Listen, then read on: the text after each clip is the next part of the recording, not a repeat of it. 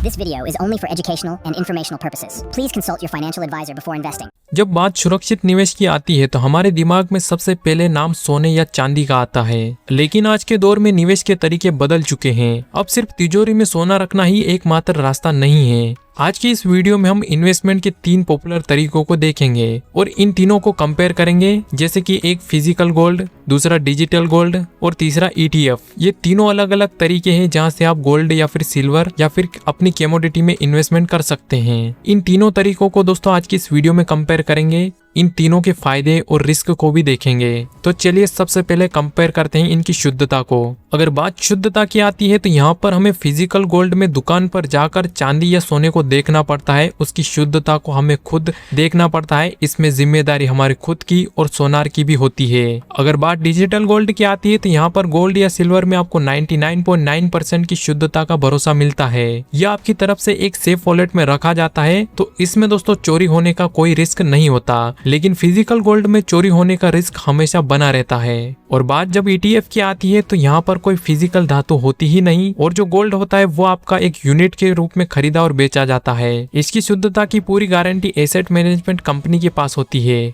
और दोस्तों ये आपका डीमेट अकाउंट में सुरक्षित पड़ा रहता है। अब कंपेयर करते हैं इनके चार्ज और हिडन कॉस्ट की। जब भी हम फिजिकल गोल्ड को घर लाते हैं या फिर उसे लेने जाते हैं, उसके लिए दोस्तों हमें इसमें 10% से लेकर 25% तक का मेकिंग चार्जेस देना पड़ता है। यानी कि फिजिकल गोल्ड में आपको बनवाने का चार्जेस ही काफी हाई लग जाता है। अगर बात करें दोस्तों डिजिटल गोल्ड की तो इसमें कोई मेकिंग चार्जेस नहीं लगता, लेकिन इसमें भी चार्जेस लगता है जिसे हम स्प्रेड रेट कहते हैं। और इसमें जो स्प्रेड रेट होता है दोस्तों वो 3% से लेकर 6% तक होता है। डिपेंड करता है कि आप किस प्लेटफॉर्म का यूज कर रहे हो इसे खरीदने के लिए, और ये एक तरीके का हिडन कॉस्ट ही है। वहीं दोस्तों अगर ETF की बात करें तो इसमें ना तो मेकिंग चार्जेस लगता है और ना ही कोई स्प्रेड रेट, लेकिन इसमें भी आपको कुछ मामूली चार्जेस देने पड़ते हैं, जैसे कि ब्रोकरेज चार्जेस। ब्रोकरेज डिपेंड करता है कि आप किस प्लेटफॉर्म का यूज कर रहे हो, किस स्टॉक ब्रोकर का यूज कर रहे हो इसे खरीदने के लिए और बेचने के लिए। इसके अलावा इसमें एक्सपेंस रेशियो भी देना पड़ सकता है। तो चार्जेस दोस्तों आपका ETF में काफी कम होता है फिजिकल गोल्ड और डिजिटल गोल्ड के मुकाबले। अगर आप कोई गोल्ड का ETF खरीदते हैं तो चार्जेस कोई इतना ज्यादा हाई यहाँ पर नहीं होता है। अब बात करते हैं दोस्तों लिक्विडिटी की, यानी कि आप कितनी जल्दी अपने निवेश को कैश में बदल सकते हैं।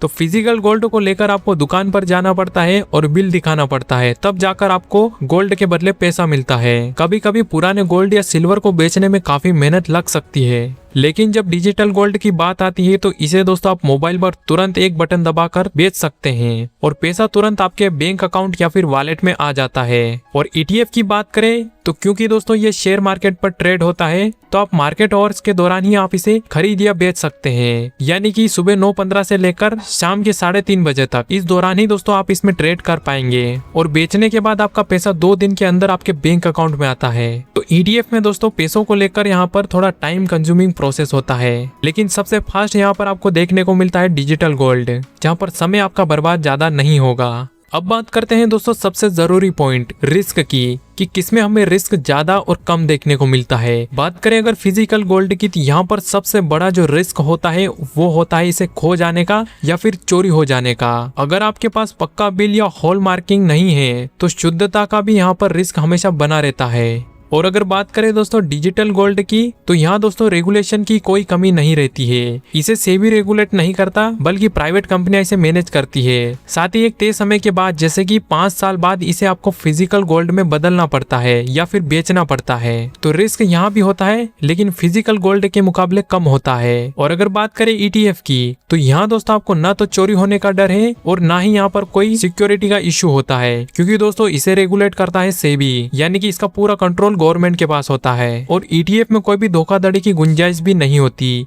यानी सुरक्षा के मामले में ETF सबसे ऊपर है। अब बात करते हैं दोस्तों कि जब भी सोने का दाम बढ़ता है तो रिटर्न क्या सभी में बराबर मिलते हैं। बहुत सारे लोग पूछते हैं कि अगर मार्केट में 10% दाम बढ़ जाता है सोने का तो क्या इन तीनों तरीकों में बराबर रिटर्न मिलेगा। सबसे पहले बात करें अगर फिजिकल गोल्ड की, तो कभी भी फिजिकल गोल्ड में आपको बराबर मुनाफा नहीं मिलता, क्योंकि खरीदते टाइम आपको मेकिंग चार्जेस और जीएसटी दोनों देना पड़ता है, जो कि आपको बेचते टाइम वापस आपको नहीं दिया जाता। तो 10% हमेशा यहाँ पर लॉस में रहता है आपका इन्वेस्टमेंट। और अगर बात करें अगर डिजिटल गोल्ड की या फिर डिजिटल इन्वेस्टमेंट की, रिटर्न यहाँ भी थोड़ा कम होता है, क्योंकि खरीदते टाइम भी यहाँ पर आपको 3% जीएसटी और स्प्रेड रेट देना पड़ता है, जो कि आपके मुनाफे को कम कर देता है। लगभग 6 से 7% का यहाँ पर भी आपको नुकसान होता है। और अगर ईटीएफ की बात करें तो यह शेयर मार्केट में लाइव कीमतों पर ट्रेड होता है। इसमें कोई मेकिंग चार्जेस की झंझट नहीं होती और जीएसटी भी आपका इस पर नहीं लगता है। ईटीएफ में आपकी इन्वेस्टमेंट की वैल्यू उतनी ही बढ़ेगी जितनी मार्केट में फिजिकल गोल्ड की कीमत में बढ़ोतरी होती है। यानी शुद्ध मुनाफे के मामले में दोस्तों ईटीएफ सबसे पारदर्शी है।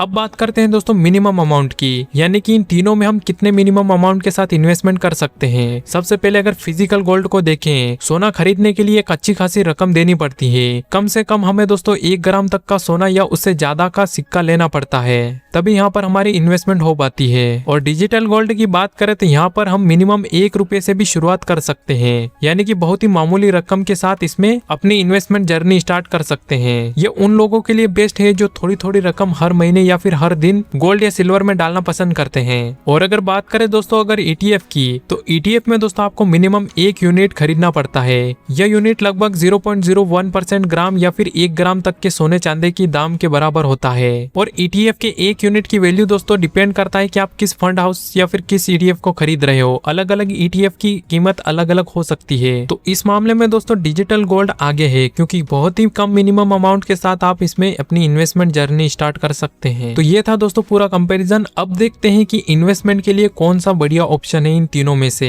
दोस्तों यहाँ पर तीनों की अलग अलग खासियत है। जैसे अगर आप घर में शादी ब्याह के लिए सोना खरीद रहे हैं तो वहाँ पर आपको फिजिकल गोल्ड ही लेना पड़ेगा। और डिजिटल गोल्ड और ईटीएफ इन्वेस्टमेंट के तौर पर काफी अच्छे माने जाते हैं। डिजिटल गोल्ड की अगर बात करें तो यहाँ पर प्रोसेस काफी इजी होता है। इसमें कोई भी डीमेट अकाउंट आपको नहीं बनाना पड़ता है। अगर आपके पास डीमेट अकाउंट नहीं है तो भी आप इसमें इन्वेस्टमेंट कर सकते हैं। लेकिन जो ईटीएफ होता है दोस्तों, वो सीरियस इन्वेस्टर के लिए काफी भरोसेमंद और सेफ होता है, क्योंकि यहाँ पर कोई भारी रकम नहीं चुकानी होती, ना कोई चोरी का डर होता है और मुनाफा यहाँ पर बराबर मिलता है। तो मेरे हिसाब से दोस्तों ईटीएफ यानी कि एक्सचेंज ट्रेडेड फंड सबसे सही और सुरक्षित रास्ता है इन्वेस्टमेंट के लिए, क्योंकि यहाँ पर लिक्विडिटी भी सबसे ज्यादा होती है। अगर आपको ईटीएफ के बारे में ज्यादा नहीं पता तो मैंने इस पर एक पूरा वीडियो बनाया हुआ है, उसे आप देख सकते हैं। एंड स्क्रीन पर मैं वो वीडियो लगा दूंगा। और हाँ, अगर आप ईटीएफ के लिए डीमेट अकाउंट ओपन करना चाहते हैं तो मैंने कुछ ट्रस्टेड डीमेट अकाउंट्स के लिंक आपको डिस्क्रिप्शन में दिए हैं, वहां से आप अपना डीमेट अकाउंट ओपन कर सकते हैं। बाकी दोस्तों ये था पूरा वीडियो। आई होप दोस्तों आपको वीडियो पसंद आया होगा। अगर आपको ये वीडियो थोड़ा बहुत भी हेल्पफुल लगा हो तो वीडियो को लाइक और चैनल को जरूर सब्सक्राइब करें।